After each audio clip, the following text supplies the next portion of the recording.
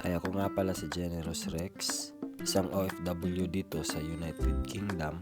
Last year, 2022, nag-massive hiring ang UK dahil sa ASF, COVID-19 at Brexit. At isa ako sa maswerteng na hire dito sa Brunswick, Watton. Ang trabaho ko dito ay butcher sa planta ng karne ng baboy. Per hour po ang rate namin dito, weekly ang sahod. Ginawa ko ang video na to dahil may mga nababasa akong post sa FB na college graduate daw pero pinapasahod lang ng 13k pesos a month. May mga kasamahan po ako dito ng mga nurse, sundalo, teacher at engineer. Pero bakit mas pinili nilang magtiiba ng trabaho? Maliit na sahod sa Pinas, baon sa utang, breadwinner. Kahit sino tanungin mo, maliit talaga sahod sa Pinas. Ngayon explain ko sa inyo magkano sahod namin dito. Ang minimum rate ng UK ay nasa 9.34 pounds per hour o 616 pesos sa Pinas. Pero kami, starting rate ko nasa 10.88 pounds at may plus 1 per hour kung wala kang absent sa buong week.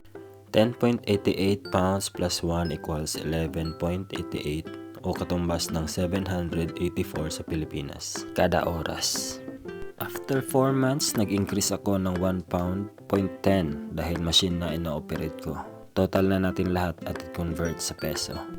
11.88 plus 1.10 equals 12.98 pounds. Present rate, 12.98 times 66 equals 856 Philippine peso.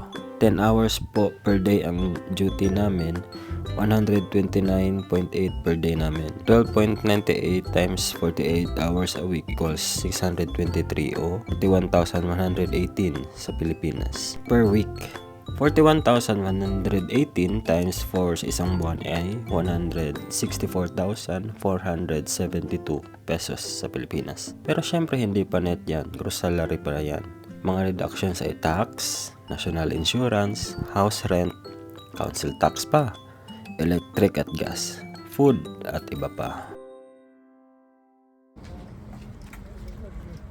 Hey Daniel.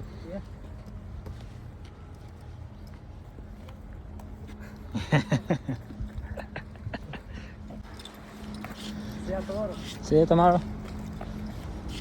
Kung may mga tanong kayo, comment lang sa baba. Sasagutin ko yan sa next video. Salamat sa panonood. Like and share.